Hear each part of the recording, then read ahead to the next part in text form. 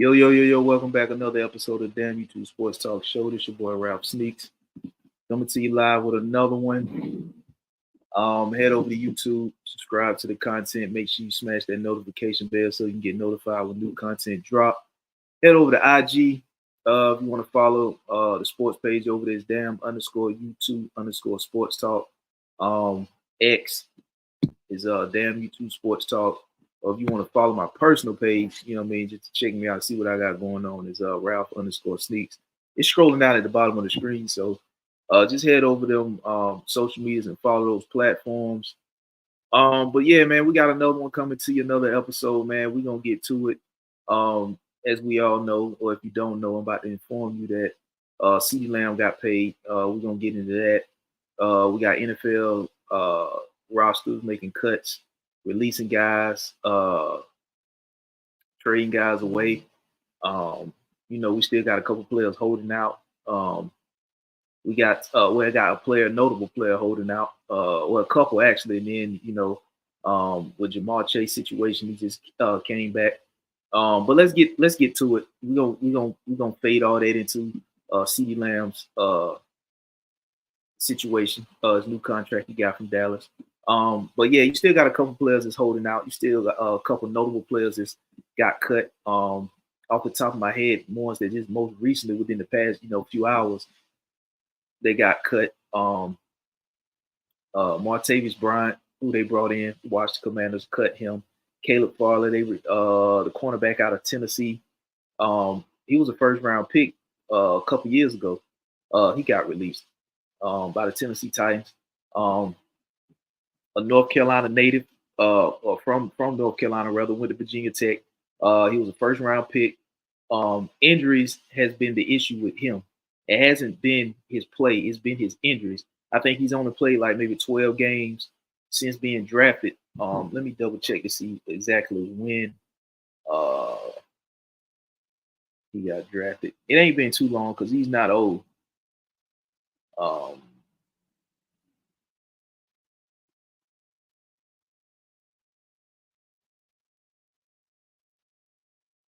The 2021 draft. I think him and Kadarius Toney came out in the same draft, and Kadarius Toney just got cut by the Kansas City Chiefs. So yeah, they came out in the same draft. He was the 22nd overall pick. He was projected to go higher than that, but he had a back issue coming out. I'm not sure what the injury was that's been keeping him out in Tennessee. Like I said, he's only played about 12, 13 games since he's been selected in the first round of the 2021 draft by the Tennessee Titans. But he's from North Carolina. He went to Virginia Tech. I know that if you're the Carolina Panthers, you need help wherever you can get it. It's a low risk, high reward. But if you Carolina, you already have an injury history with J.C. Horn already. So you can't count on him to be relatively healthy. Then you bring in a guy who hasn't been healthy since he's been in the NFL, even though he was a first-round pick. But it's a low-risk, high-reward. I think he will, I can see why Carolina might take a gamble on him because it's a low-risk, high-reward. There's not really a ton of expectations for the Carolina Panthers this year. They're not expected to go from being a 2-15 team last season to a goddamn 10-17 this year. There's still steps along the way they got to take. It's still a process. They got a first-year head coach, Dave Canales came over from Tampa Bay. So they're not expected to be a playoff team. So they're not expected to do that. So I can see if a team like Carolina want to take a chance on him. But I can also see a team that has everything else solidified on the defensive side of the ball. They want to take a chance on a former first-round pick. I get that. But, if you Carolina, it's not going to hurt because it could be a low-risk, high-reward situation if he can stay relatively healthy. Now, if he hasn't been only played since being drafted in 2021, he's only played about, like I said, 12 or 13 games. So if you've had that much time off dealing with injuries and couldn't play because of injuries, you would think that coming into this season that you should be relatively healthy and ready to go for majority of a season. So I guess that's what teams would be banking on. So like I said, it would be a low risk, high reward for a guy like Caleb Farley, who just got released by the Tennessee Titans. So, like I said, if you Carolina team like that's not really expected to do much, that could be a low risk, high reward gamble for a team, especially when you got released and you don't have to trade any draft picks away to get the guy. But he's released. Kadarius Toney released. Martavius Bryant released. Bailey Zappi released. You're looking at the Cleveland Browns. They probably taking calls. I read earlier that they were taking calls on possibly Jameis Winston and the other backup quarterback that came from UCLA. Can't think his name. Hold on.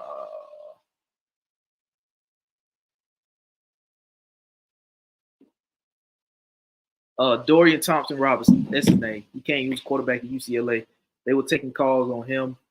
C.J. Henderson released by the Houston Texans. I mean, it's I don't know what's going on with Florida players, but they haven't been they haven't been. It's been a tough going. Kadarius Toney's out of Florida released. I think he came out in 2021 as well. Then you had C.J. Henderson. I think he was 2020. He was a top 10 pick. Both of those guys released. And there's still other guys that are going to be released as we go. But those are just some of the notable ones that I just came across recently that were released. And there's going to be some surprises, players that probably get released. I know the Houston Texans are taking call, or people are calling the Houston Texans about Mechie. They're loaded at the receiver with bringing in Stephon Diggs. So I'm not sure if they're going to hang on to Mechie because Stephon Diggs is basically on a one-year deal. He's going to be a free agent at the end of this season. So maybe they hang on to Mechie because Mechie hasn't played really much since being drafted into the NFL. I know at first his rookie year he was out because he had got diagnosed with something. I can't remember what it was, but he missed basically that entire season. So I don't know if you Houston, do you want to hang on to Mechie? Because if Stephon Diggs is essentially on a one-year deal, and you got Tank Dell there, you got Nico Collins, like I said, Stephon Diggs there, Mechie there, Robert Woods is still there. You brought in Joe Mixon, Dalton Schultz, so you're loaded on the offensive side of the ball, or as far as weapons goes for for CJ Stroud.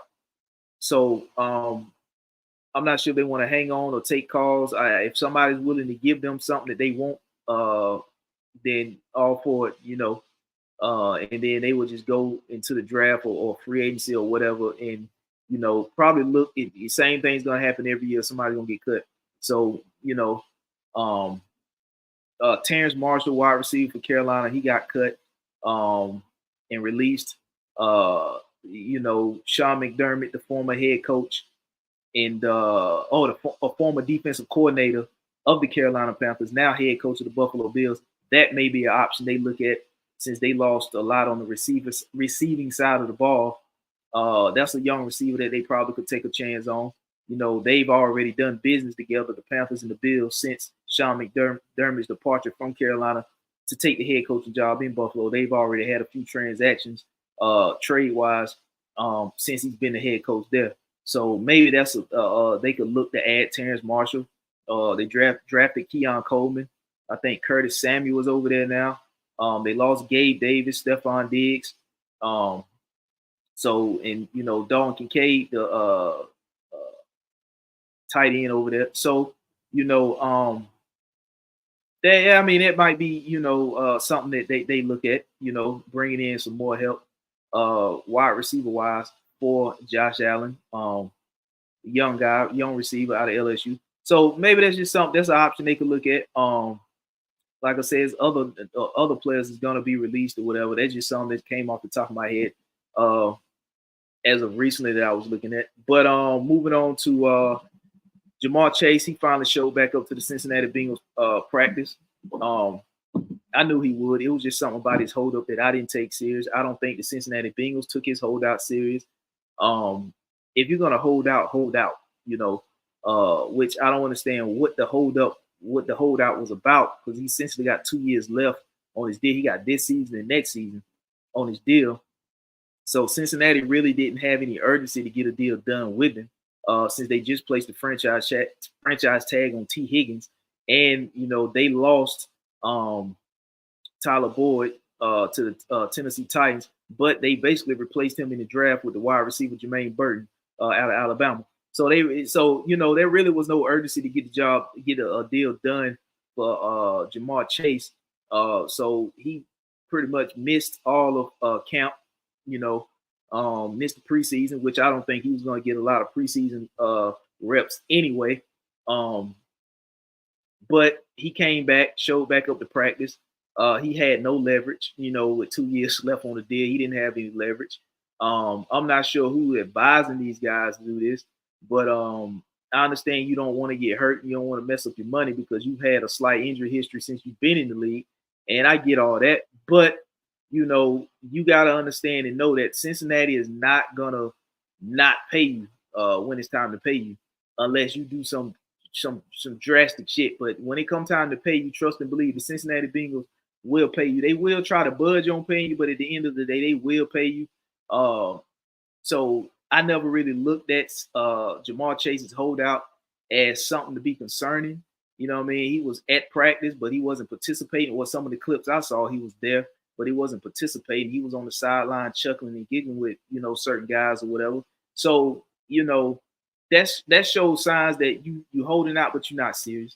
You're not serious. You good enough to come to practice, but you're not good. You're holding out, but you're not going to participate in practice. So that's not really a sign that I'm taking serious. If I was taking a holdout serious, I would take what Trent Williams or what CeeDee Lamb did holding out. CeeDee Lamb didn't report, had no communication with the organization unless it was based around the numbers that he wanted for his contract. Other than that, he didn't show up to camp. He didn't have no communication. He had nothing to say to the organization. And it's not, out of disrespect. It's more so out of business. If I'm holding out, I'm holding out. I'm not going to hold out and then show up to camp like my holdout is some type of game, because y'all not going to take me serious with this holdout if I do that. That's why I never took Jamar Chase holdout from Cincinnati Bengals camp serious, because he was clips I seen, he was there, but he just wasn't participating, off on the sideline, kind of doing his own thing, chuckling it up with some of the guys. So, the organization in the front office see that. They like, okay, it's not too serious. At least he's at camp. He's just not participating. So if he's here, then it's just a matter of time before he participates. And that's what happened. It was just a matter of time. It came around and he showed up to participate with the Cincinnati Bengals. Essentially, you got basically about 2 weeks left before the season starts. I don't have a schedule in front of me. I'm not sure who they open up with, but you got about 2 weeks before the season opener or the season kicks off for week 1 of the season opener. Trent Williams still holding out in San Francisco. I think he's holding out for some more guaranteed money. He doesn't really have any guaranteed money left on the deal. Trent Williams, one of the better left tackles in the league, is holding out. So I'm not sure what the situation with that is. Brandon Ayuk, I'm not sure if we've gotten any closer to a deal between San Fran and Brandon Ayuk. But I will say that I don't think either side is budging. I think that the San Francisco 49ers would like to have Brandon Ayuk back, but they're not going to go all out and overpay and overspend for Brandon Ayuk because they know they have a system in play, and they know if push comes to shove that they can slide another guy in if need be, and they can continue to do what they do. They've already drafted a receiver in the first round of this year's draft back in April. First round draft wide receiver Ricky Pascal out of Florida. They took him in the first round. So I haven't heard much or seen much about him in the preseason. Maybe he's dealing with some type of injury or something as well. But he's expected to be ready for the season opener, from my understanding. So, San Francisco would like to have Ayuk back, but they're not going to overspend and press the issue to get Ayuk back. You know what I mean? I think Ayuk is wanting a certain number. And San Francisco is not willing to get to that number. They're willing to get close to that number. So they're hoping that he can meet them somewhere in the middle around that, at that number, but I don't think San Francisco is in desperation mode that they need him back desperately because they got a system in play. And they're going to pay Brock Purdy.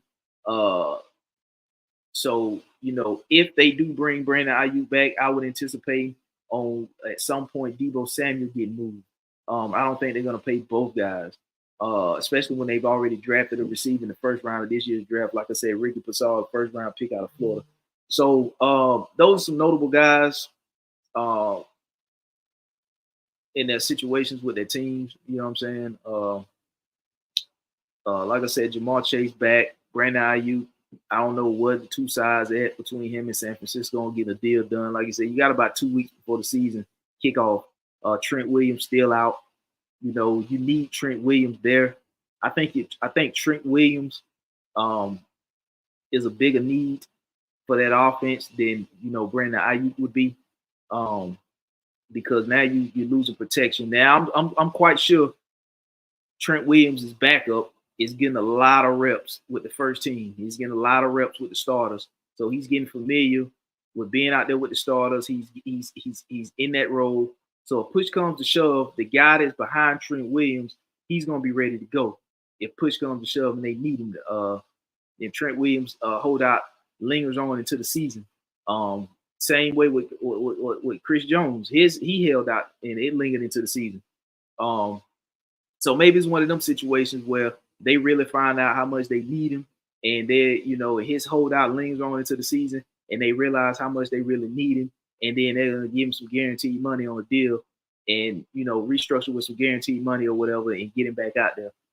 Because San Francisco, like I said, they would if it was me, it would be a much bigger need for me to have Trent Williams out there than Brandon Ayuk. I would much rather give Trent Williams some guaranteed money than to give Brandon Ayuk a whole another contract, especially since you got a system in play and you've already drafted a receiver in the first round for this situation with Brandon Ayuk. So you kind of prepared yourself for this situation with Brandon Ayuk with an insurance policy and Ricky Passard that you drafted in the first round out of Florida.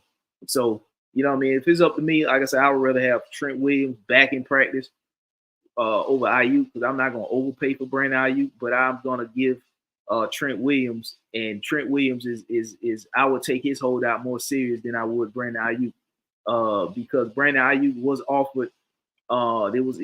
He could have been traded to two teams. He could have been traded to Cleveland, in which he just didn't want to go, and then he could have been traded over to New England, in which he didn't want to go to either because of the quarterback situation. Now, he didn't state why he didn't want to go to Cleveland, but he stated why he didn't want to go to New England. They had an unstable quarterback situation over there.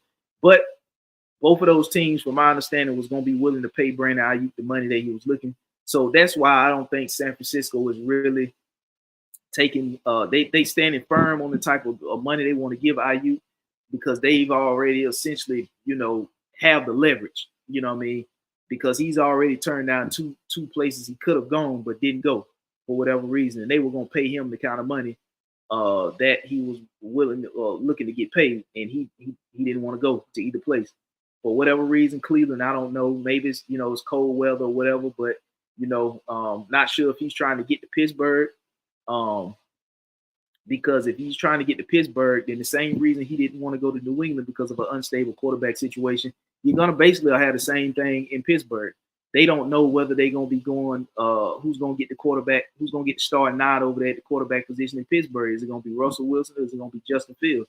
And even whichever one get the starting nod at the quarterback position over there, both of those guys are only going to be there for 1 year. They're on 1 year deals. So they're both going to be free agents at the end of the season. So you're going to play 1 year with one of those quarterbacks, and then what? Because I'm predicting that Pittsburgh get a quarterback in this year's draft. And one of those two guys, if they return to Pittsburgh next season, they will be backing up the quarterback that they select. Now, the Kenny Pickett thing didn't work. The Mason Rudolph thing didn't work. So, Pittsburgh is going to be looking for a quarterback. So their quarterback situation is going to be unstable as well. So I'm not sure what, if you want to go to Pittsburgh, that could be a reason. The same instability at the quarterback position in New England could be said in Pittsburgh as well. So I'm not sure what the situation is going on over there with them. But like I said, we got about 2 weeks before the season starts, and Jerry Jones has came to his senses and paid CeeDee Lamb 4 years, $136 million. I think it's $100 million guaranteed, $38 million signing bonus. I think it's the biggest signing bonus for a wide receiver. That puts him behind Justin Jefferson per year and annual salary per year, and ahead of AJ Brown. Um, if you are the Dallas Cowboys, that's nice that you got CeeDee Lamb back, but you still got a issue to deal with when it comes to Dak Prescott and Michael Parsons. So you got Dak. You got CeeDee Lamb under contract, and you got him back. So you got about 75% or probably more than that of your offense. Looking at the team that you got now, because without CeeDee Lamb, you was looking at Brandon Cooks being your number one, and Turpin being over there, and a bunch of other guys that I can't even remember who was on the wide receiver depth chart over there in Dallas. You got tight end Ferguson, and you brought Zeke back. So you essentially don't, and I think Royce Freeman is over there. So and Bond, essentially your run game is really bringing back Zeke. Your run game is not going to be what it was. You lost Tony Pollard to the Tennessee Titans. So, the best thing that I could say is that bringing CeeDee Lamb back, you got to understand that you got to figure out which route you want to go now. But I'm willing to bet that when the San Francisco 49ers traded off Trey Lance, because remember, they traded up, I think, 3 first-round picks to move all the way up in the top 5 to get Trey Lance. Once they identified, and this is what a good GM do. This is why I kind of disagree with Jerry. When Jerry says that there's nobody else can come in and do a better job than what he's doing with contracts and the cap, this, that, and third. This is why I disagree with Jerry. Because a good GM will identify what's not going to be a part of this future of this team, and they're going to get off of it while it still has value and they can get something in return. Because that's exactly what San Francisco did with Trey Lance. They essentially said, without saying that, damn, we fucked up. We traded up to get a quarterback. It didn't work out. He suffered an injury, and our guy that we had behind him came in and outplayed him, and then we never put him back in. And so essentially he lost his job due to injury. But the guy in Brock Purdy that was backing him up has came in and filled in very nicely. You know what I'm saying? He done did a damn good job filling in. They've been to a Super Bowl with Brock Purdy. They've been to an NFC Championship game in which Brock Purdy got hurt against the Philadelphia Eagles. And if Brock Purdy hadn't got hurt and stayed healthy throughout that game, I think it was a damn good chance they were going to beat Philly in Philly and go to back-to-back Super Bowls. So they identified that Trey Lance is not going to be. They fucked up. They essentially said that without saying it. We're going to move off of this guy because we don't see this guy in our future plans no more, because we have this other guy that's coming behind him, and that's doing a damn good job within this system. So we're going to move off this guy while he still has value. We're not going to hang on to this guy and go back and forth with a QB competition. We've identified the guy. We're a team that's in contention. We don't have time to go back and forth with the most important position on the field, which is the quarterback. We got our guy. Let's move off of this guy while he still has value. He's a young guy, and he still has a ceiling. He just doesn't have a ceiling with us. So we're going to trade him off, and Dallas got him for a 4th-round pick. So I'm willing to bet that when Jared traded for Trey Lance, because Jared's the GM, when he made the move for Trey Lance, he thought that he had an insurance policy for the situation that's coming up that he about to deal with Dak Prescott. Because now you look at the quarterback market, they making $55 million a year now. Jordan Love just got up there with a new deal. Trevor Lawrence got up there with a new deal. Tua got up there with a new deal, but I think Tua's a couple million below those other 2 guys, and Joe Burrow is up there. So now if you're going to pay Dak, you're looking at paying him anywhere between $57 and $60 million. And I don't think you're going to get Dak at a discounted price. Dak wants his money, and I don't think he's going to take a discounted price. So you're looking at paying anywhere between $57 and $60 million a year for Dak Prescott. That is I don't think Jared want to pay that, because hell, Jared just paid CeeDee Lamb. If you look at Justin Jefferson, I think he got his money back in June, and here it is, late August, a couple weeks before the season, the actual regular season starts, and CeeDee Lamb is just getting his money. So he's budging on paying CeeDee Lamb $38 million. I mean, roughly around $34 million a year, with $38 million guaranteed signable. So he's budging on paying that. So what do you think he's going to do? Just break the bank open for $60 million a year for that? I don't think he's doing that. I think what his intention was to bring in Trey Lance, allow Trey Lance to sit for a year or so, a year or so behind Dak Prescott. When this issue arrives, that's arriving with Dak Prescott possibly hitting it anywhere, like I said, between $57 and $60 million a year. Trey Lance was supposed to be the insurance policy that they can fit, that the Cowboys can feel comfortably moving off of Dak for, because Trey Lance still is a young guy and he still has a ceiling. And that's what the Cowboys were banking on, thinking they were getting a steal, sending a 4th round pick over to San Francisco for a guy in which San Francisco traded, I think, 3 first rounders to move up to get in the top 5.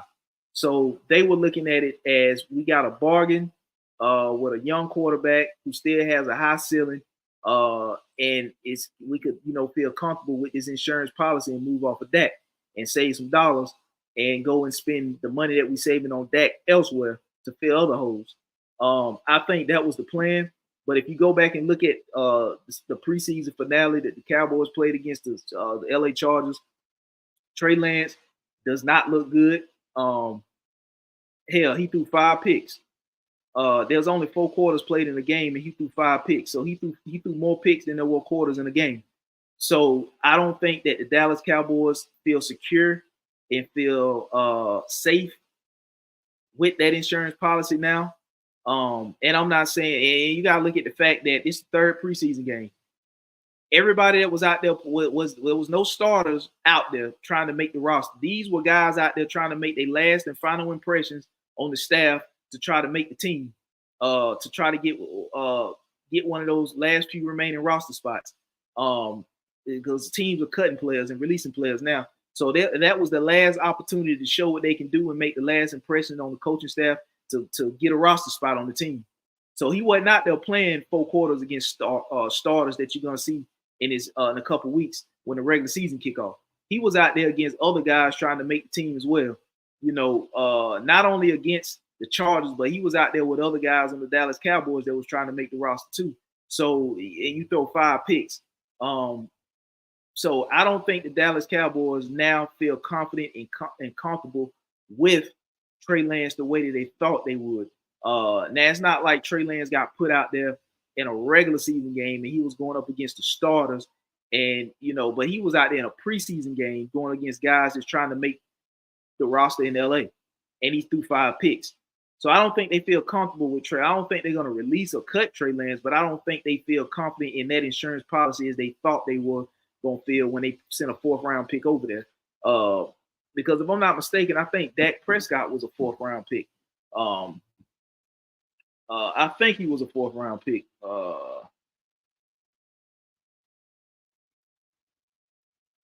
Yeah, Dak Prescott was a 4th round pick. So it was 4th round pick in 2016. Yeah, so they probably felt like they had got another steal and another by sending a 4th round pick over there for a guy that San Francisco traded 3 first rounders to get. So that don't seem to be the case. So now if you're Jerry Jones, you got to sit back and look and really think, like, do you want to pay Dak $60 million? Because if it's me and I'm the GM, this is just me if I'm thinking. You got to look at what has Dak really done when it mattered the most, which is the postseason. Like, I'm not paying you $60 million to win regular season games and then go into the postseason and look like you don't know how to play football and we get bounced out in the first round. Because you can essentially get that same type of production from a rookie and pay much less with a rookie quarterback and use the money that you saved and fill holes elsewhere on the roster.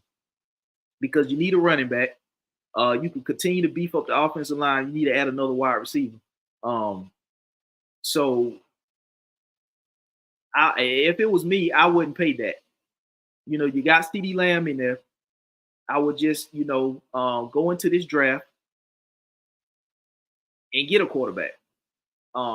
I don't think you're going to be in position. I think they're going to make the playoffs, but I don't think they're going to be in position to get a Carson Beck. I don't think they're going to be in position to get a Shedeur Sanders.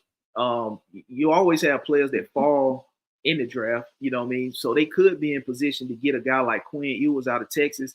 That's an in-state guy. That's a guy that they probably seen a ton of because he's right up the road in Austin, Texas, playing for the University of Texas. So, that could be a guy that may fall to wherever the position that they drafting. You look at the quarterback from Oregon. What's his name? Look at his name. I just had a brain freeze. Dylan Gabriel. You know, if you want to look into some of those type of guys, uh, he may fall. He may or may not fall because Bo Nix went. So I'm not sure. You know, Bo Nix went higher than what Dallas was drafting. So that may not be an option. You know, Jalen Milroe from Alabama. I'm not sure if that's going to be an option because if I'm a team like the Seattle Seahawks and I'm drafting ahead of the Dallas Cowboys, I would be looking into a Jalen Milroe type of quarterback or Cam Ward type of quarterback. So there's going to be a couple quarterbacks that fall. I think what they could do, like I said, is just continue to not pay Dak, continue to beef up the offensive line, add you another wide receiver. You definitely need to add a running back, and the money you save by not paying Dak, you can fill holes elsewhere.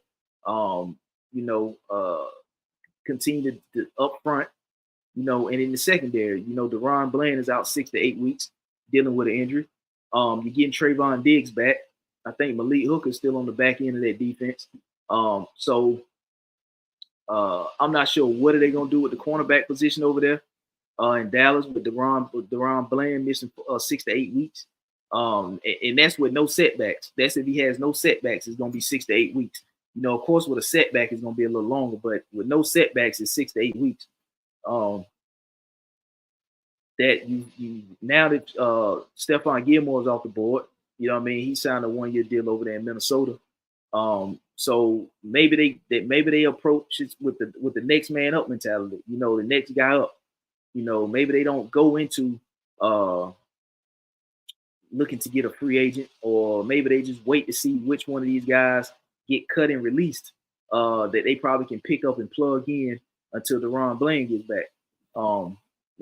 Xavier Howard, he's still a free agent out there, if I'm not mistaken. But I'm not sure if they're gonna look to bring him in. So you know, if you Jerry, it's options. I mean, you got to look at what's going on. I think Jerry, well, he's not gonna do this. You know, being the general manager was hurting the Dallas Cowboys. I'm just gonna say it. That's what's hurting the Dallas Cowboys. It ain't marketing because Jerry is damn good. He's damn good at marketing. You know, the Dallas Cowboy brand is up there. So marketing ain't the issue. I think Jerry says just enough to keep the fans engaged. You know, saying he's gonna go all in, but him saying going all in ain't what he did this offseason. You know, he didn't go all in, you know, this offseason. So I don't look for the Cowboys to do more than what they did last year. I look for them to have a good regular season because you got 75% of your offense back when you re-sign CeeDee Lamb. Without CeeDee Lamb, they probably wouldn't be a 500 team without CeeDee Lamb. Looking at what they got this year, you know, I think defensively it can only hold so long, you know, before it starts to break. You can bend but don't break, but you can only bend for so long before you start to break. You know, and with CeeDee Lamb back, you get about 75% of your offense back from one guy. You know, so looking at the Cowboys, man, they got Jerry got work to do. He got decisions to make. If it was me, like I said, I wouldn't pay Dak. Just go ahead and pay Parsons, keep that defense intact. And the same thing Dak can give you in the playoffs, you can get that from a rookie and pay him much less than what the $60 million that Dak is going to be asking for, close to $60 million that Dak is going to be getting. So, you know, and you could essentially save that money and fill and plug and fill other holes. That's what I would do. I would beef up the offensive line. I would add another wide receiver and a running back, and have that offense ready to go for a rookie. Essentially the same thing that the Chicago Bears did for Caleb Williams. And I know the Dallas Cowboys ain't going to be drafting number 1 overall, but if you look at what the Chicago Bears had ready to go for Caleb Williams and the moves they made for Caleb Williams, you know, in the trade they got back DJ Moore from Carolina in the trade for the pick. Then you go and draft Rome Meduze with the 9th pick in this past draft. Then you go in and bring in Keenan Allen You bring in DeAndre Swift, Cole Kmet still there. So you had you put an offense together for Caleb Williams. You give him weapons, so when he arrives, he doesn't have to wait another year or two to get weapons. He has weapons upon his arrival, and I think the Dallas Cowboys could be in prime position to do that if you don't pay that and have weapons and an offensive line ready to go on the offensive, offensive line and weapons on the offensive side of the ball ready to go for a rookie quarterback that comes in there. Or so now if you go quarterback first round, you could, or you could, hope that one fall in the second round. If one begins to fall that you like in the second round, then you will go and take him in the second round, and you just position yourself to move up if need be to get him. That's the route I would go. Because paying Dak $60 million a year and you're still getting bounced out in the first round because you didn't have good performance in this past playoffs against the Green Bay Packers as they came in and it was 27-0 at halftime. They was all in your ass at halftime. Then Brock Purdy and the 49ers came in and did a number on you. And then you went out to San Francisco and got another number done on you. I think that's the last time we see. Well, that was the first time we seen Zeke, and he went out bad. So San Francisco did a number on you twice, and then Green Bay with a young Jordan Love, in which he just got paid this offseason. They came in and did a number on you. So you ain't been getting the results that you should be getting from a quarterback standpoint. Yeah, you won a lot of regular season games and you put up stats, this, that, and third. But if I'm paying $60 million, I don't need you to win just regular season games. I need you to perform and get me some postseason wins, and that ain't been happening in Dallas. So whatever you can get, what you can give me in the postseason, I can get from a rookie, because I think if I surround my team with the weapons and provide my rookie quarterback with the offensive line and the protection he needs and the weapons on the offensive side of the ball, I think we still could be a playoff team. If I'm Dallas, that's how I'm thinking. And the same thing that Dak gave us in the playoffs, we can get that out of a rookie, paying him much less, and then using that money, like I said, to fill holes elsewhere on the team by adding in a wide receiver, a running back, beefing up the O-line, whether it's in free agency or getting another stud O-line in the draft. In which that's normally what Dallas do. They get good offensive linemen in the draft. Dallas is over there in that Big 12 type area where where Oklahoma, Texas, and K-State and them type of schools are at. So they typically get good offensive linemen when they draft. Not necessarily they all draft from just those schools, but I'm saying those are good schools that put out good offensive linemen, amongst other schools as well. But they put out good offensive linemen, and Dallas is right there in that area where they can get an up close personal look at those offensive linemen that they've been hitting on. So that's the route I would go. Not pay Dak, let Dak roll, save that money, get me a quarterback in the draft. And sooner or later, and you got to understand that if you look in the NFC East or division, the Philadelphia Eagles got better. They made an in-division trade with the Commanders and got Dotson. So, they added Dotson to be the third receiver in that group. So that's why I was saying Dallas need to add another receiver because you will have Brandon Cooks, CeeDee Lamb, and then whatever third receiver you add. Maybe you want to go out and look to get a Terrence Marshall, a guy that Carolina just released. Like I said, maybe he could come in, change the scenery, will work for him. He can work primarily out of the slot. If need be, he's a good slot guy. He just wasn't able to produce and do nothing for Carolina when they needed him to, which was in the season. So maybe a change of scenery would be good for him. He's an LSU product. So, maybe that will be, and it won't cost you nothing. It's not like you're going to have to give up draft picks to get him. He's just got released, so maybe you can go out and get him to be a third receiver because that's what Philly did. Philly has now added a third receiver to the A.J. Brown and Devontae Smith duo. And then they also drafted the big man out of Florida State, Wilson. I think he's like 6'6" or something like that. So they drafted him, and then they drafted Will Shipley, the running back out of Clemson. So you look at even if they replace Dak in that division, they could possibly still be better. Well, they will still be better than the New York Giants. I think a good rookie could come in if the Dallas Cowboys have those weapons at that rookie's disposal, would then come in and probably have a better situation than the New York Giants would have. So I think they will still be better than Giants. Um, the Commanders, who added Jay McDaniels in the draft, like I said, they just parted ways with one of their wide receivers. They cut Martavis Bryant. They did a lot on the defensive side of the ball. So I like what the Washington Commanders are going to be defensively. Um, you know, they added some veteran leadership on the defensive side of the ball. They added Bobby Wagner. They added him, Jeremy Chin from Carolina. They added Frankie Louvu, the linebacker from Carolina. Like I said, Jeremy Chin, the safety, came over from Carolina. Uh, they got Allen and Payne up front. Chase Young is gone. Montez Sweat is gone. But I think what they've done up front defensively, like I said, with Dan Quinn coming over there, another former was formerly on the Cowboys staff, is now in Washington as the head coach. So, if you go ahead and make this change to a rookie quarterback, you won't be too far behind the curve because, Jay McDaniels is a rookie. So if you go and get a rookie in next year's 2025 draft, your rookie quarterback, you would then, because I think the Giants is going to get a quarterback too. So you and the Giants will both have rookie quarterbacks in the division. But I think still Dallas will have a better team than the New York Giants would if they go and add the weapons that they need, similar to what Chicago did for Caleb Williams. They will still be better with a rookie quarterback than the New York Giants would be. And then the only other team that will have quarterbacks older than your quarterback would be Philly with Jalen Hurts, and then Jay McDaniels will only be in his second year.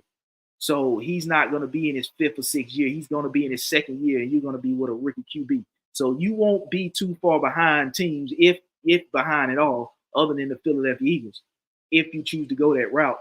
And like I said, the money you're going to save, you could go and spend that elsewhere and fill necessary needed holes on the roster elsewhere. That's the route I would go. But a guy like Jerry, in my opinion, I think he let his pride and his ego get in the way. If he didn't want to pay CeeDee Lamb, I don't think he's going to want to pay $60 million or close to $60 million a year for Dak Prescott to get the same results. That definitely would be the route that I would go. I don't think fans will be mad, because when I talk to Cowboy fans, it's mixed opinions about Dak Prescott. Some people say Dak needs to go and he's the problem. Some people say Dak is not as bad as the media and people make him out to be. But, I'm not a Cowboy fan. I'm not all – I keep up with it, but I'm not a diehard Cowboy. I'm not even a Cowboy fan. So, when they tell me this, I'm sitting there like, well, Dak, he didn't do this in the playoffs. He didn't do that in the playoffs. But, I don't even have, if Dak might be he might be right at 10 when you mention the top 10 quarterbacks. He might be right there at 10, in my opinion.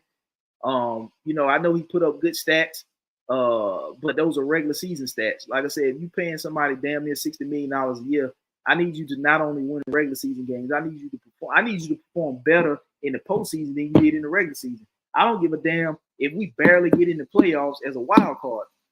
I don't give a damn if we got in the playoffs because we got help from somebody else losing that got us in the playoffs. If we get in the playoffs and you perform better in the playoffs and make us a true contender in the postseason than you did in the regular season, that's all I care about.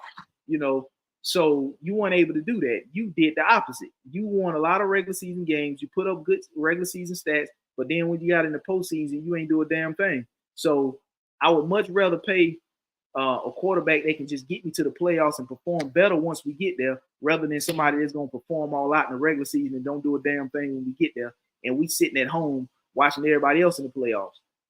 So I want to do more than just play one more game than the teams that didn't make the postseason. I want to make a Super Bowl push. And I don't think $60 million a year is going to allow you to do that, because the same production you're going to pay $60 million to Dak to give you, I think you can get in the playoffs and get one and done with a rookie quarterback. That's just me. Especially if you get one of those top tier quarterbacks, like you said, Dylan Gabriel, Quinn Ewers, one of those type of quarterbacks. I think that you still can make the playoffs, and you'll be essentially slightly rebuilding because you have a rookie quarterback, but you won't be completely rebuilding, and you won't be so far down in the division behind everybody else. The only team, like I said, I think you would be clearly behind would be the Philadelphia Eagles. But you're still going to be ahead of the New York Giants with a rookie quarterback if you give that quarterback uh, the weapons needed when he get there. Like I said, I keep using the Chicago Bears as an example because they did a good job of putting weapons, having weapons already ready for Caleb Williams. So you won't have to spend too many years down, killing your quarterback, not getting the production out your quarterbacks you thought because you don't have the offensive pieces. And I think that's the situation, the sad situation that happened to Bryce Young in Carolina. They jumped up, got a quarterback, and they had nothing ready to go for a quarterback. I think that they could have waited and got a quarterback and put some pieces, especially the offensive line, together so the quarterback can have some kind of protection when he get there and have some type of weapons to throw the ball to when he get there. Because I think if you look at Bryce Young, you didn't have to necessarily get Bryce Young. You could have waited another year and got a quarterback in this year's draft. Because you essentially had the first overall pick in this year's draft. That's how the Chicago Bears ended up with Caleb Williams. You could have possibly had Caleb Williams. You could have just used the bridge quarterback, veteran quarterback to get you through last season to get you to this season, and you could have got a quarterback in the first round. You look at the quarterbacks that were, well, we don't know what they're going to do, but you just look at the quarterbacks that came out of this year's draft. You had the J.J. McCarthy, you had the Bo Nix. Like I said, you had Caleb Williams, Drake May. You could have got a quarterback in this year's draft and used last year's draft and off season to, go ahead and fill holes on the roster in preparation for a quarterback that you plan on drafting this year. And you still went 2-15 with Bryce Young because you had nothing there for him. You was there with Frank Wright. Frank Wright wasn't a good fit as the head coach. So the best thing that they did was fire Frank Wright. He never should have been hired anyway, but because his coaching style didn't fit the direction that the team was headed for a rebuild. You don't rebuild a team with Frank Wright. I think they got a better option with Dave Canales now as the head coach in Carolina. But I think that this was the year that they should have got a quarterback instead of last year. Now, I'm not saying Bryce Young can't play, but what I'm saying is they didn't have anything set up for Bryce Young when he got there. So last year was a disastrous season for Bryce Young. You seen absolutely no promise in Bryce Young because the team was all dysfunctional. You got David Tepper, the owner, who in my opinion is the same kind of owner as Jerry Jones. His pride and ego is in the way. He don't want nobody to come in there that knows what they're doing in the department in which you hired them to do. So a job is not going to work. Well, somebody that you hire to do a job is not going to work if you all in the ass and micromanaging. You're going to have to get out the way and trust the person that you hired for the job that you hired them for. You have to get out their way and let them work. And a lot of times you create a big ass mess and then you bring somebody in there to fix it. And once they start to get you, and once you see them start to get things back in its proper order and get things back going the way it should be going, then you step in and remove them and think that you can take over. It's almost like a game of chess. You don't know how to play chess. So you observing the board and you got somebody that's two guys that's playing chess and it's your board. And the guys are playing chess and you don't really know how to play chess. You're just observing the board because it's your board. You just allow those guys to use it. And you see that this guy has the board set up a certain way. So once you see him taking a few pieces and he got the board set up a certain way, now you remove him from the board and you step in and you start to make a move. And the first move you make could fuck the whole board up. Everything that man worked to set up and everything that he's done up until that point it don't even matter no more because you just fucked it up. You just made the first move you made was the wrong move that set you back. And now the other guy across from the board is taking advantage and capitalizing on the one move you made that jeopardized everything that was set up by the prior player. That's what I'm saying when it comes to guys like David Tepper and Jerry Jones. You have to trust the guys that you hire. Now David Tepper is having a high turnover rate with coaching staff and coaches. Because you can't fire this guy Dave Canales now. You have to allow him to be there with Bryce Young now. You traded up a lot to get Bryce Young. So far, Bryce Young ain't looked the way that Bryce Young should be looking because you ain't really have no plan of how you want to rebuild. You just thought you was gonna get a Bryce Young, he was gonna come in there and he was gonna look good his rookie year. But you got him tore all up the hell because your offensive line wasn't up to par. You know, you didn't have any offensive weapons. And I get it that you was dealing with a lot of injuries. You didn't have a run game. You overpaid for Miles Sanders. And I think you just paid for Miles Sanders because you had the money at your disposal. There's nobody in their right mind, especially a rebuilding Carolina Panther team, thought that they were going to pay that type of money for a Miles Sanders and he was going to come in and help out right away.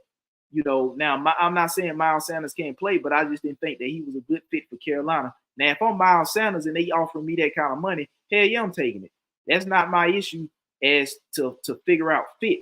If they want to pay me and they haven't done their due diligence or their homework to see whether I'm a good fit for what they run in Carolina, that's not my issue. I signed the contract. I'm getting paid. That's what the front office and the scouting department and all, and the GM and all that's supposed to get together and figure out and work and do. That's not my issue to do that. But yeah, I think that's the issue that's going on. Now, like guys like David Tepper, they think they GMs, but they're not.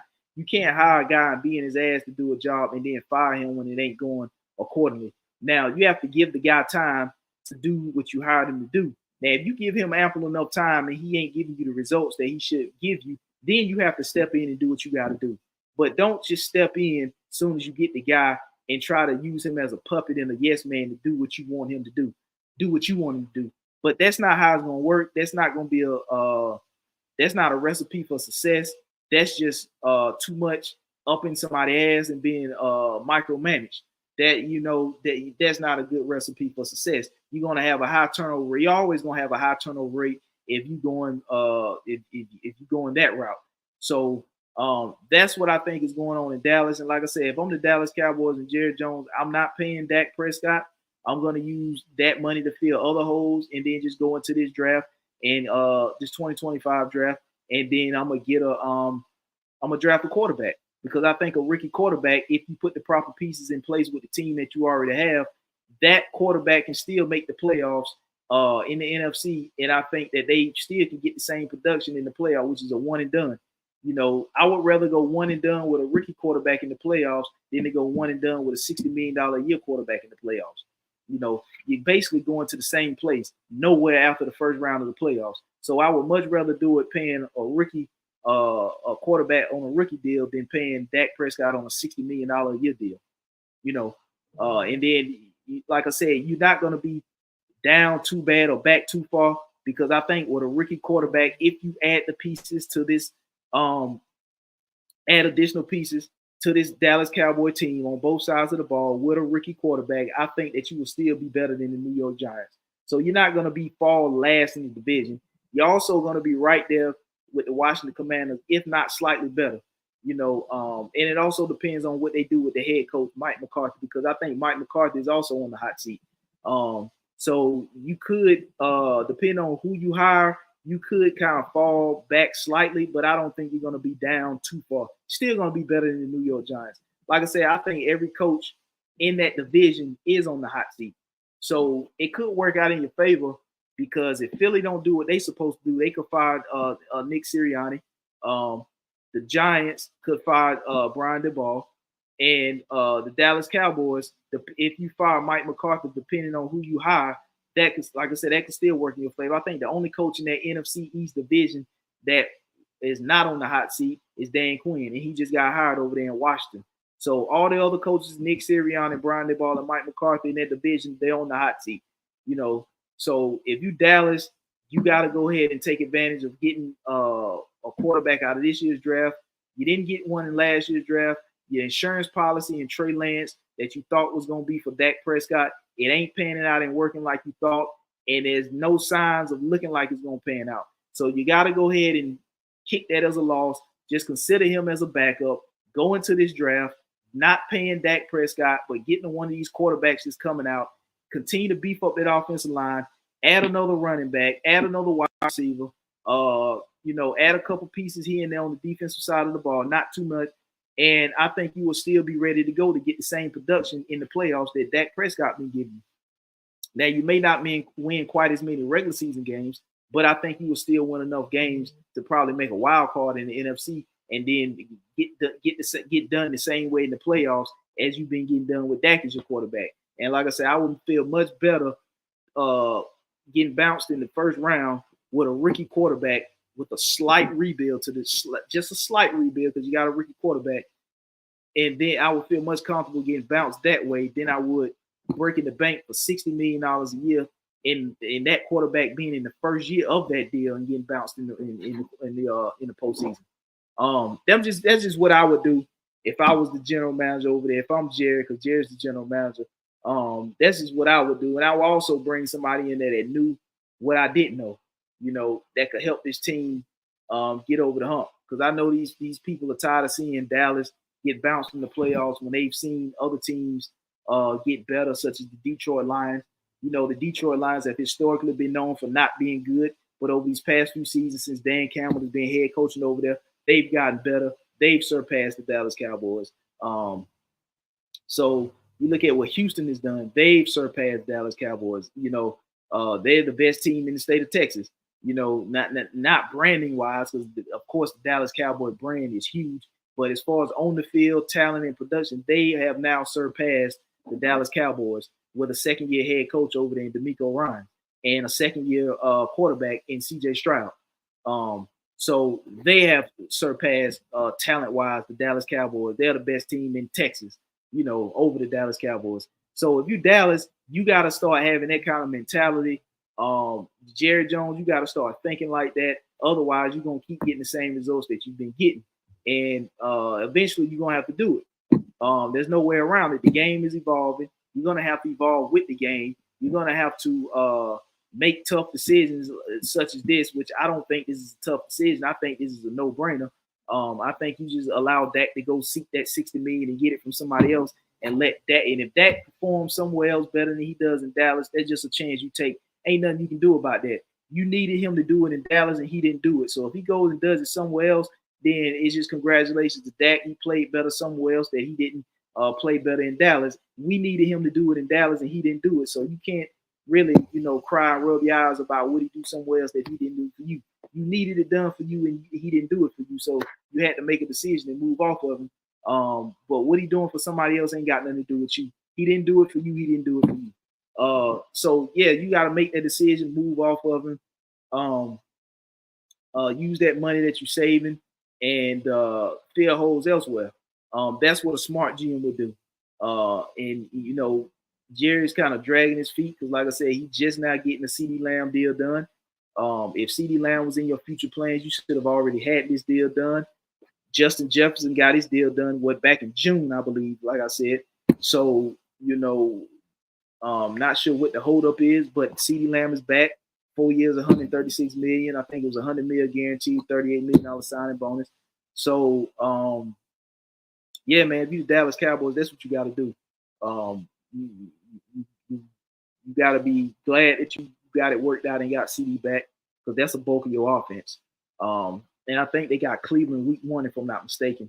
So, yeah, man, that's what's next for Dallas. That's what should be next for Dallas is prioritizing the quarterback position, which is not paying Dak, but seeing which, evaluating these quarterbacks that's going to be coming out in the 2025 draft and positioning yourself to get one.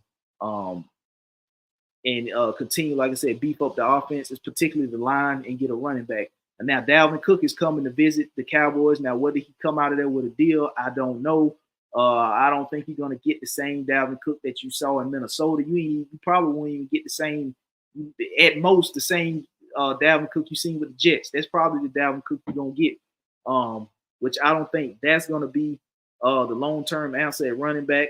I think they were going to go and get Jonathan Brooks out of Texas, but the Carolina Panthers selected him. I think he was the first running back off the board, if I'm not mistaken, in this year's draft. And they took him right off, right ahead of the Dallas Cowboys. The Cowboys had him on their board to get, and Carolina came right in and got him. And he won't be playing the first, 4 or 5 games of the season, so he's on the PUP list. So he's going to be out the first 4 or 5 games of the season anyway. So You know, those are the things that I would do if I was Jerry pertaining to the Cowboys. That would be the route that I would go. And I think that is the route they're gonna go because if Jerry wanted to pay Dak, he would have already paid him by now. So that's just me.